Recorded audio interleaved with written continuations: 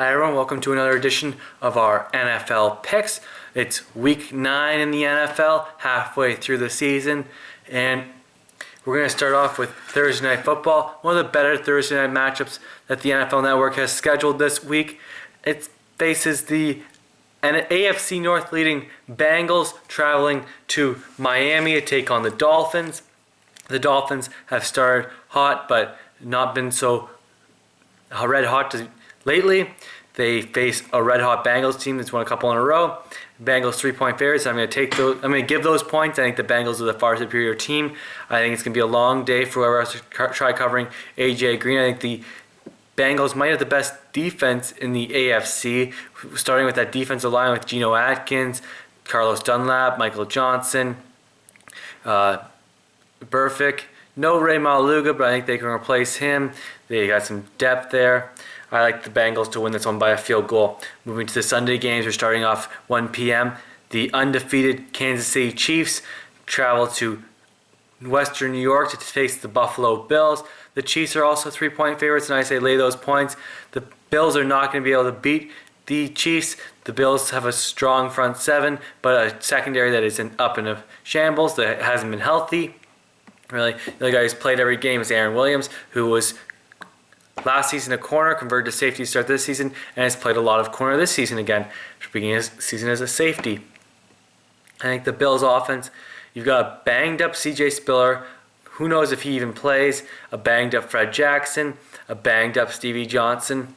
Really, your only healthy wide receivers are first and second-year receivers in Robert Woods, C.J. Graham, and Marquise Goodwin. So I'm going to take the Chiefs, led by Jamal Charles, maybe one of the most complete backs in all football, and Alex Smith's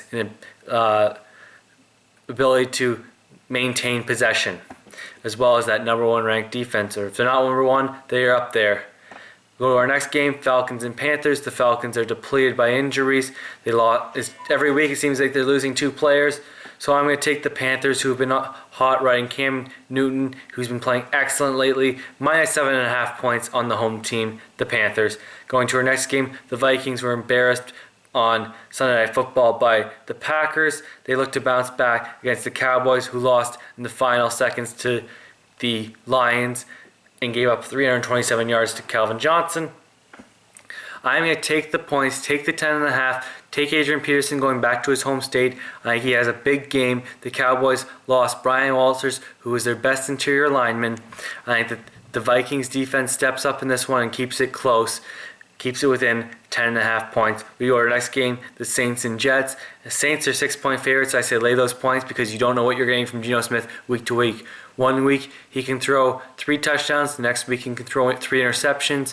You just don't know. It's not the team you like to bet on, a team with that much uncertainty at the most important position. So Saints minus 6. Titans and Rams, the battle of Jeff Fisher's current and former teams. The Rams host the Titans. I'm going to take the Titans minus 2.5 points. I think the Titans defense is not getting the credit they deserve. They've been very good this season. Yes, the Rams are coming off an impressive Monday night showing on defense, but outside the front seven and corners, I don't think it's a great defense. You don't exactly have the greatest safeties, and that's why they gave up a big touchdown to Golden Tate, the Monday Nighter.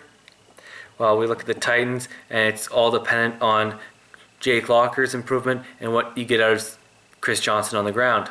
I think the Titans win this one by a field goal. We go to our last 1 p.m. kickoff start. That's the Chargers going to Washington to take on the Redskins, who are point dogs, and I think this is a must-win game for the Redskins.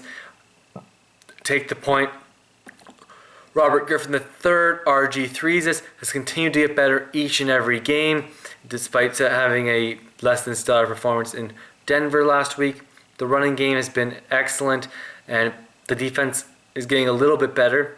They're creating turnovers, which is something. I think that the Chargers, off a bye, are going to keep this one close, but I think the Redskins eke it out in a must-win game for them if they want to continue to be in the mix for the NFC East title. We move to the 4 p.m. kickoffs, and the Eagles travel to Oakland to take on the Raiders, who are 2.5-point favorites. The Eagles starting Nick Foles, coming off a concussion 2 weeks ago when he was horrible against the Cowboys.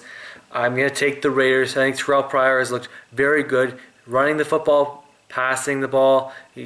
yes, he's been consistent, but he does complete a good percentage of his passes and can move the chains. I think Darren McFadden looks better at times, despite his inability to really. He hasn't shown the ability he had his second and third, or the third and fourth seasons when he rushed for over 1,000 yards.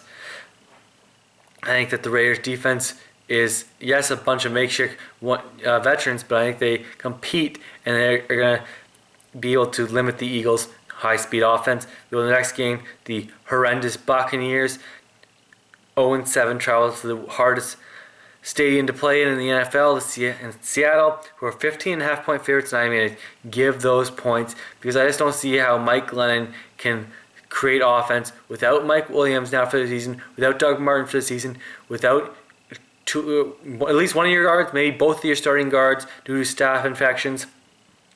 I don't like rookie Mike Glennon's chances throwing against Richard Sherman, Cam Chancellor, Earl Thomas, and Brandon Browner, the Legion of Doom. The Legion of Boom, getting my wrestling and my football mixed up there. So I say lay the 15.5 points. We go now to an AFC North battle. The Ravens, 3-point favorites, travel to Cleveland. Where I think the magic has run out ever since that Thursday Night Football win against the Bills for the Browns. Starting Brandon Weeden, that's not a bet I'm going to make. I'm not going to bet on Brandon Weeden. I'm going to bet on the Super Bowl winner. Take the Ravens, give the 3 points. Moving to our last 4 p.m. kickoffs, it faces off one of the best rivalries the past decade. That's the Steelers and the Patriots in Foxborough. The Steelers have not looked good. They're making silly mistakes. They benched their first-round pick, Jarvis Jones, for this game. They're going to start Jason Worlds. The offense just hasn't looked good. They don't have a great running game as they had in the past. Le'Veon Bell was not very great in the past game against Oakland, or not as good as he had been the previous weeks.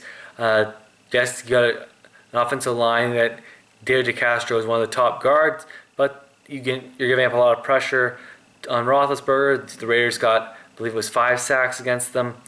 I think the Patriots used their ability to get to the passer, blitz Roethlisberger, and take away the limited options he has downfield.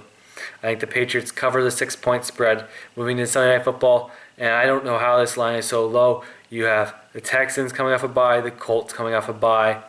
Texans starting Case Keenum again. He looked at times competent against the Chiefs, but at times in the second half, he just didn't have much of a pocket presence. He got sacked a bunch, fumbled the ball a couple times. I think this spread is way too low. I'm taking the Colts minus 2.5 points. Yes, you lost Reggie Wayne, but I think they've got the targets in DHB and T.Y. Hilton who can step up and replace him along with Brazil. I think Fleener's going to have a bigger role in the offense. So I say Colts minus 2.5. Going to the Monday Nighter NFC North battle. The Bears, led by Josh McCown, travel to Green Bay to Lambeau, take on the Packers, who are 10-point favorites.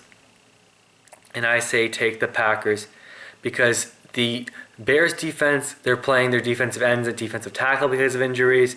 You're talking about 2 of your starting linebackers in DJ Williams and Lance Briggs out for majority of the remainder of the season. So when you're missing 4 starters in the front 7, good luck stopping the run. I think it's a big game for Eddie Lacy. And then I think Aaron Rodgers is just efficiently picking them apart, not making mistakes, finding Jordy Nelson in the slot, and they cover this one in a blowout and really the beginning of the end of the season for the Chicago Bears. Sorry, Robert Mays, but that's how it is. And those are my picks for Week 9 in the NFL. I appreciate everyone who took the time to watch my videos. Don't forget to subscribe to my channel, like the video, leave a comment, good or bad, I read them all. And thanks for watching again. See you next week for my NFL picks.